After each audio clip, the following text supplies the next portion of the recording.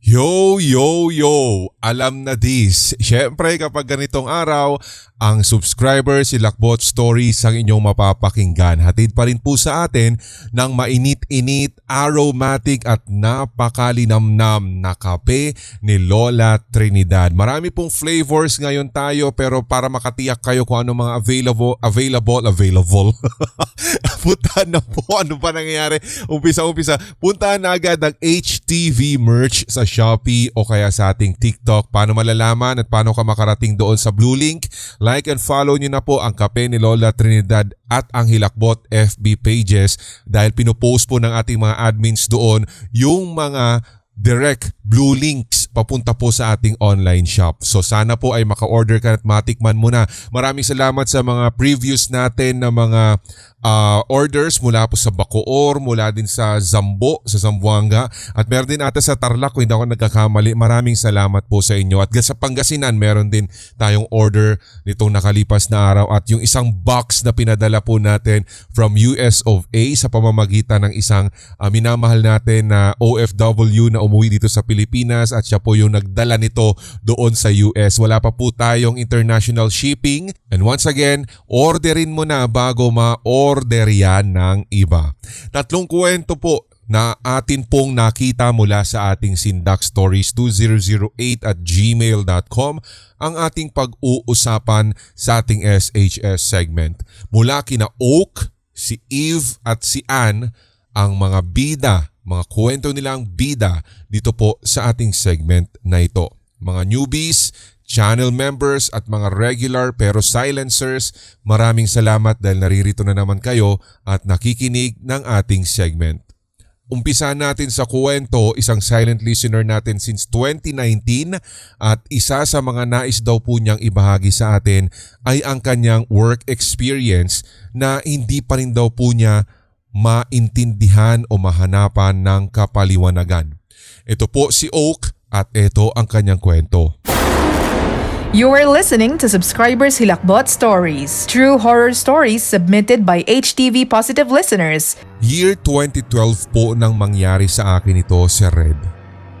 Ako po ay baguhan pa lamang sa work na iyon at nataon na night shift.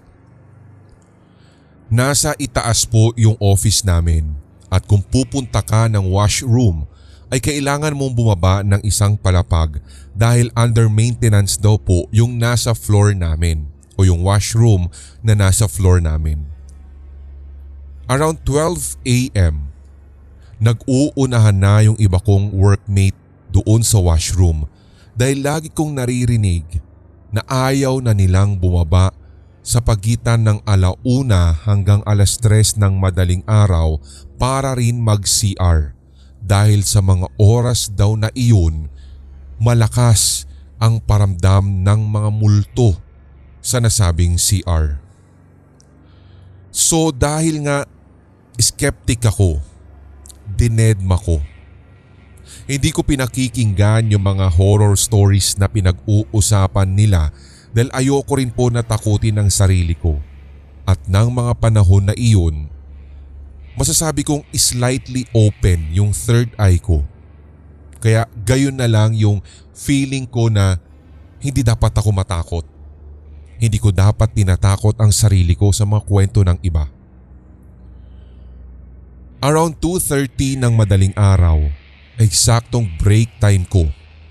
Wala kasing tumanggap na ganong oras na break nila dahil wala nga bumababa ng ganong oras sa aming work. So ako naman, super enjoy pa nga sa katahimikan at pagdating ko ng washroom sa ibabang floor, walang tao. Switch off din yung ilaw pero pumasok pa rin ako. So ginawa ko nga po doon, Sir Red, ay nag-CR talaga ako nang walang kahit na anong iniisip. So 3 cubicle ang nasa loob. Lahat ng pinto doon ay nakabukas. Pinili ko yung gawing dulo at habang nasa loob ako ng cubicle, legit talaga na may yabag akong naririnig. Pinakiramdaman ko ito and then after few seconds, may boses na ng babae ang akin pong nadidinig. Narinig ko rin na nagsara yung pinto ng katabing cubicle tapos kumakanta na siya na hindi ko po alam kung ano yung title. Maganda yung boses ng babae at ang lamig. So dala ng kadaldalan ko, binati ko yung pagkanta niya kaso nung pinansin ko na bigla siyang tumigil. Lumabas ako ng cubicle at sabi ko pa sa sarili ko noon, hihintayin ko na si ate girl na lumabas para at least maging chami-chami kami. So narinig ko na gumana na rin yung bidet at yung flash doon sa kabila. So sinabi ko na, "Be, anong title nung kinakanta mo kanina? Ang ganda eh. Kaingit nga ng boses mo, sana ganyan din yung sa akin." Pero wala pong response. Wala na rin akong nadinig na kahit na anong tunog sa loob ng cubicle na yun. So ako, super daldal pa. Akala ko ay nahihiya lamang yung girl na lumabas. So habang nagsasalita ako doon, nagpakilala. Habang nagsasalita ako doon at nagpakilala, saktong pumasok yung janitress. Sinamantala niya daw na may tao para ma-check niya yung CR at nang malinis kahit kaunti. Sabay tanong ni ate janitress na kung may kausap ako sa phone dahil kanina pa daw ako na nadidinig na nagsasalita sa loob. Sinabi ko na kausap ko si ate na nasa kabilang cubicle kasi kumakanta siya kanina, sabi ko.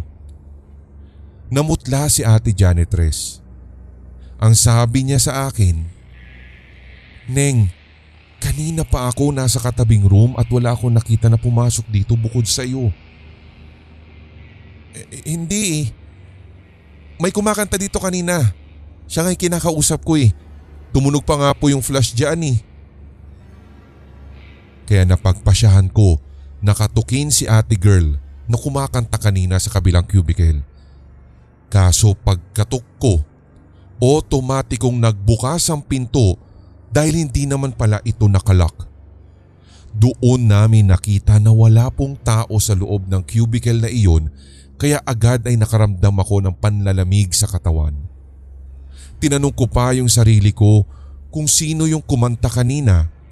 Pero si ate janitress, dahil sa labis na takot, ay iniwan akong mag-isa sa CR sapagkat nauna nang tumakbo ito papalabas ng washroom na yun.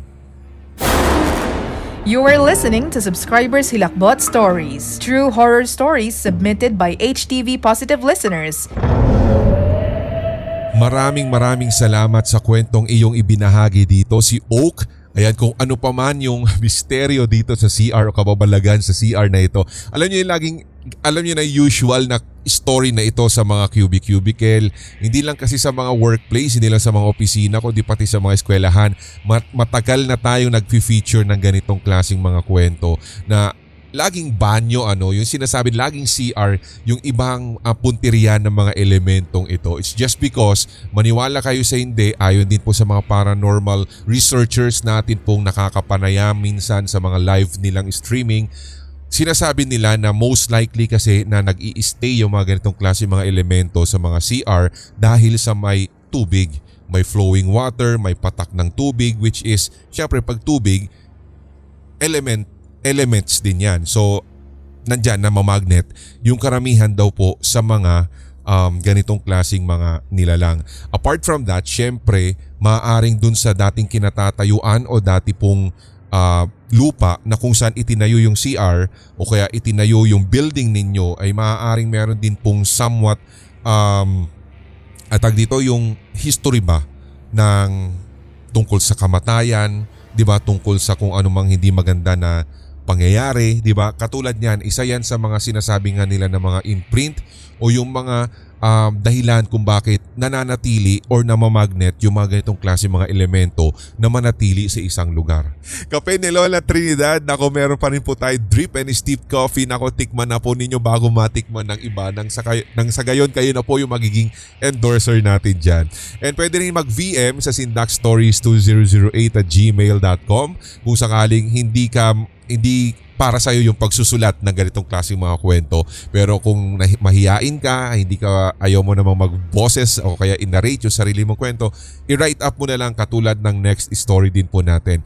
Mula din sa same email at ito po ay galing kay Eve. Sabi niya dito, magandang gabi daw sa lahat ng mga nakikinig sa puntong ito. Nagkaroon po ulit ako ng free time para makapag-share ng kwento na na-experience ko mismo. Tawagin nyo na lamang po akong Eve at matagal na rin pong subscriber ninyo hindi lang sa podcast kundi maging dito sa inyong YouTube channel. Katulad ng sinabi ko dati, 7 years old pa lamang po ako. Nakakakita at nakaka-experience na ako ng mga hindi pangkaraniwang bagay. At dahil nga bata pa lang ako nang magsimulang makaranas ng ganito, nasanay na lang ako na makakita ng mga multo o elemento. Ito ang subscribers Hilakbot Stories. Itong kwentong ibabahagi ko sa inyo today ay nangyari before ako umalis ng Pilipinas noong 2019. Nalaman ko sa mga kabarkada ko na yung isang friend namin before na naging co-worker din namin sa isang malaking call center sa isang telecom company ay naisugod sa ospital dahil sa kritikal na kondisyon. Itago na lamang po natin siya sa pangalang Jong. Dahil nga biglaan, hindi naging preparado ang family niya sa nangyari. Kung kaya't humingi daw ng financial aid yung wife niya kasi medyo lumalaki na yung bills nila sa ospital. Since nakakaluwag ako ng kaunti nung time na iyon, hiningi ko sa kabarkada ko yung account number ng wife niya para makapagbigay ng kaunti. Kahit kasi friend ko din si Jong, after kong nag-resign sa company na iyon, ay wala na kami naging contact talaga. Hindi ko din nakilala personally yung wife niya kaya mas pinili ko na lang na i-course through sa friend ko yung paghingi ng details ng bank account nila. So after kong ma-transfer yung amount, nag-send ng thank you message yung wife ni Jong sa akin via messenger at sinabi ko na ipagdadasal ko ang agarang paggaling ni Jong. After ilang days, wala naman na kaming update regarding kay Jong. So inisip ko na baka naging stable na or wala ng problema regarding sa health niya. So hindi na rin ako nag-message doon sa wife niya at nagtanong sa mga friends. 1 week and a half after niyang ma-ospital. Nasa mall ako kasama yung best friend ko kasi nandun yung clinic ng doktor ko at nagpa-check up lang naman ako nung day na yon. Kalalabas lang namin sa clinic at patawid mula building B papuntang building A nang makasalubong namin si Jong. Nagulat ako kasi alam kong seryoso yung lagay niya. Na-confused ako nung una na makita siyang naglalakad sa mall na wala namang iniinda. Pero nung pinagmasdan ko siyang maigi, doon ko napuna na may kakaiba sa kilos niya. Halata mo sa mata niya na hindi niya alam kung bakit siya naroroon sa mall at halata sa mata din niya yung pagkalito at parabang nagpapanik. Nang malapitan na namin siya, tiningnan niya ako sabay tango ng ulo. Yung movement na parabang in-acknowledge lang niya yung presence ko kaya tumangutin ako kahit nalilito ako. Balak ko sana siyang kausapin kaso nilagpasan na lamang niya ako at nung lumingon ako para sundan siya ng tingin ay bigla po siyang nawala. Natakot ako doon bigla, Sir Red, at tumigil na lang ako sa paglalakad. Ipinagtaka ito ng best friend ko at tinanong niya kung bakit. Ang sabi ko, nakita mo ba yung lalaki nakaputing polo shirt tas kaki yung pantalon? At mas nang hilakbot ako nang sinabi ng best friend ko na wala daw siyang nakita. Tiningnan ko yung relo at 4:23 PM na yung oras ng pagkakataong iyon. Pagdating ko sa bahay, minessage ko kaagad yung mga friends namin para tanungin kung ano yung update tungkol kay Jong. Nagtaka yung friends ko kung bakit daw ako biglang nagtanong ng ganun. So naikwento na nila yung nangyari at dahil sa pag-alala, nag-message sila sa wife niya agad-agad. Nalaman na lamang namin right there and then na namatay na pala si Jong ng araw na iyon, Sir Red. At nung tinanong ko nga what time siyang namatay, sabi nung wife niya ay past 4 p.m. Doon ay malinaw kong naintindihan na nakita ko si Jong sa mall nung oras ding iyon dahil wala na pala din siya.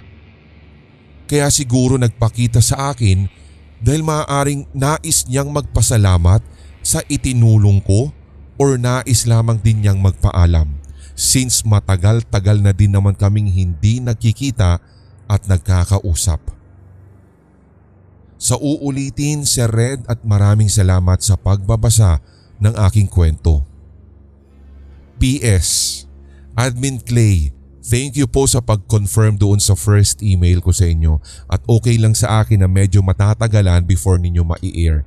Kahit din itong email ko today, sabi niya, willing to wait po, sabi niya. Salamat, maraming salamat kay Eve. You are listening to Subscribers Hilakbot Stories, true horror stories submitted by HTV Positive listeners. Ito yung sinasabi natin guys, di ba? For how many times din na mention na rin po natin na hindi lamang po yung kung paano magpaalam o paano ninyo malalaman yung mga pagyao, sabi nga nila. Lalo na kung ikaw ay gifted in a sense of, alam mo yon, inclined with paranormal, supernatural, maaaring ganito yung pwede ninyong makita. Pwede daw na talagang figura niya, kaluluwa na pala niya iyon, iba ang kinikilo. So parang doon pa lang minsan dapat nagtataka ka na kung bakit. Diba? Apart from that, meron pa nga yung mga parang paamoy, yung pabango niya na distinct talaga na alam mong yun yung brand niya. Diba? May paamoy ng pabango or pwede ring sigarilyo na brand niya na lagi mo naaamoy na rin sa kanya habang binubuga niya. Di ba mga katulad niyan? Or pwede rin daw po syempre yung pagpaparamdam na ng mga yumao na sa pamamagitan ng hayop, pamamagitan ng mga insects, mga ganyan. Di ba yung mga paro-paro na sinasabi nila? Yan ang mga moth. Di ba minsan pa nga ganun eh. At hindi lang yan syempre yung sinasabi ko na mga alagang hayop, lalo na kung itong alagang hayop na ito ay talagang matagal na ring inilagaan at super close talaga nung yumao. Yung biglang makikita mo na tatahol na lang yung aso doon sa isang partikular na sulok ng bahay ninyo tapos magugulat ka na lang na pala wala na siya after how many hours. Diba marami po talaga yung mga ganitong klase. Even ako po yung naka-experience na ito sa isang best friend ko rin nung high school na sa pamamagitan ng amoy. Ito sa babanggitin ko yung brand ha. Hindi naman sponsor pero para magkaroon lang kayo ng konting idea. Yung hours before po siya mamatay, may naamoy talaga ako na nag-pass by habang kumakain pa nga po kami ng lunch noon. At ito po yung kasisimula pa lang namin dito sa Hilakbot way back 2018 or 19 kung hindi ako nagkakamali. Hindi ko na rin po naman ito na i-post dati pero ito yung best friend ko talaga nung high school na bench, B2O. Oo, yun yung talagang, kasi ako yung 8 yung brand ko eh. Yung basta bench. So yun, ang nangyari, dati Atlantis kami pareho niyan eh. Pero ngayon, B2O yung sa kanya, ako yung 8. Basta nag-pass by lang, kumakain kami, bigla kong naamoy na parang hangin lang siya na exclusively parang sa akin lang siya na dumampi.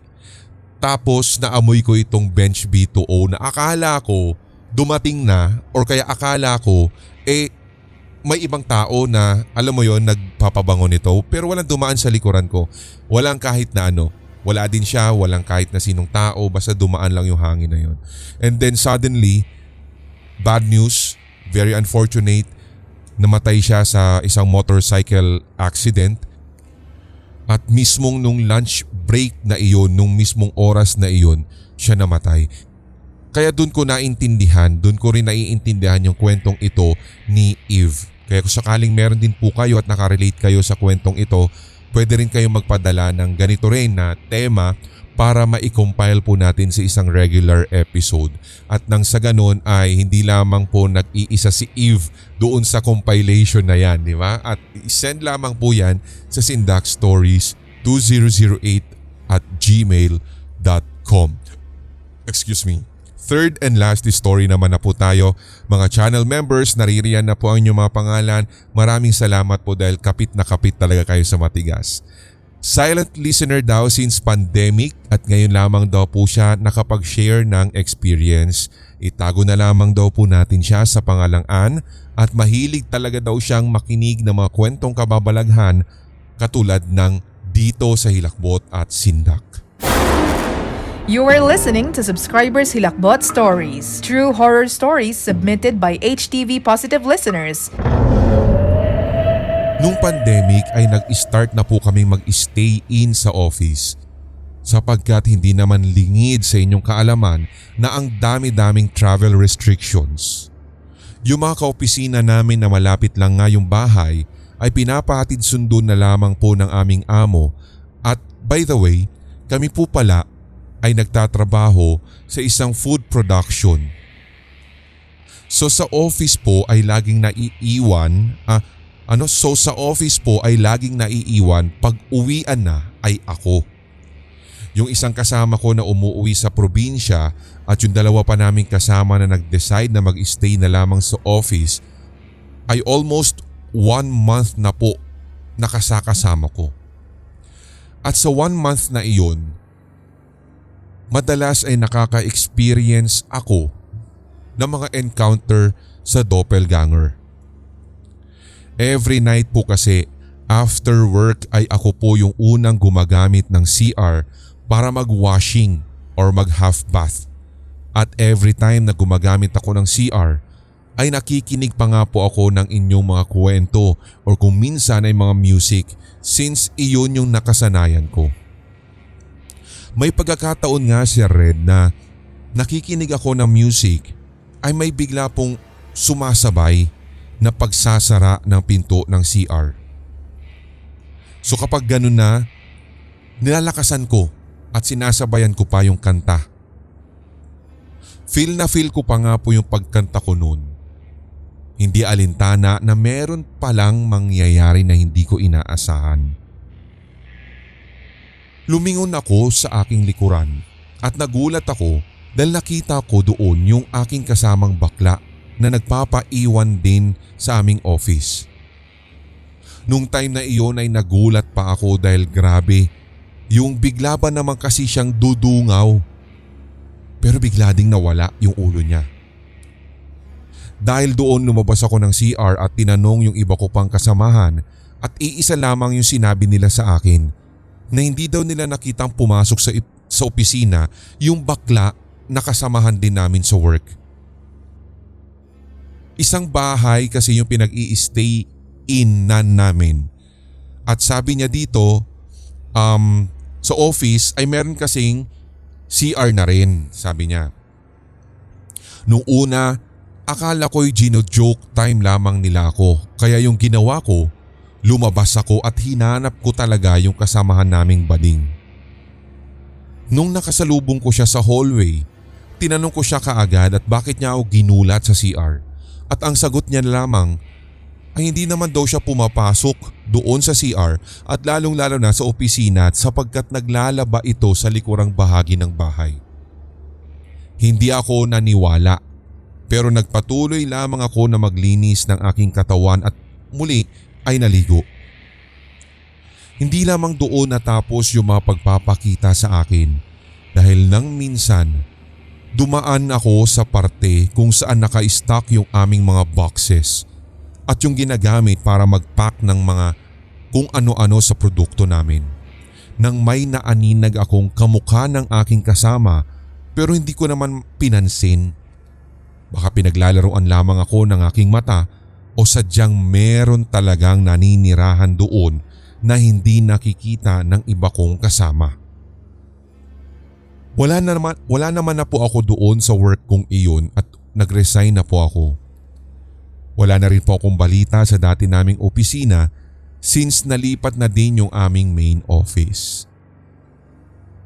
Sana po ay ma-narrate ito at maraming salamat Sir Red sa pagkakataon na mai-include ang kwento kong ito. Ito ang subscribers Hilakbot Stories. Maraming salamat sa kwentong ibinahagi sa atin dito ng ating last sender na si Ann.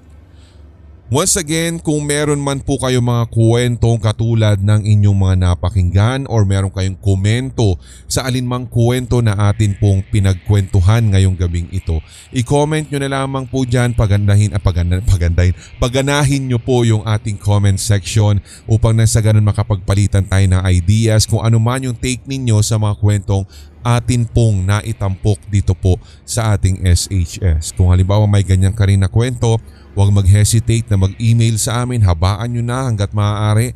Minsanang bagsak na, minsanang compilation, huwag nyo nang ibitinin na next time po pag may time, ganon. Para na sa ganon din na pumatambakan sa ating email para mahabol po natin yung mga dapat nating maihabol at maisama either sa isang regular compilation or dito sa SHS.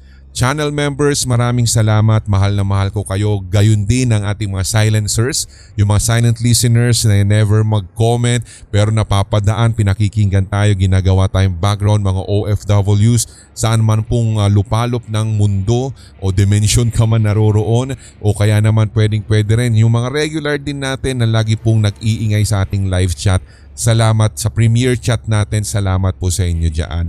Marami pa po tayong mga gagawin at itatampok din, hindi lamang po dito sa SHS, kundi yung ating mga series. Pero ngayon, as of ngayong nire-record namin itong episode na ito, meron na po kaming talks at meeting with GY Jones at sinabi niya na bago yung book 3, meron book 3 ng ng JHS, yung sina Hannah, Jules at saka si Father Marcus, meron muna tayong spin-off. So abangan nyo na lamang guys kung ano po ito.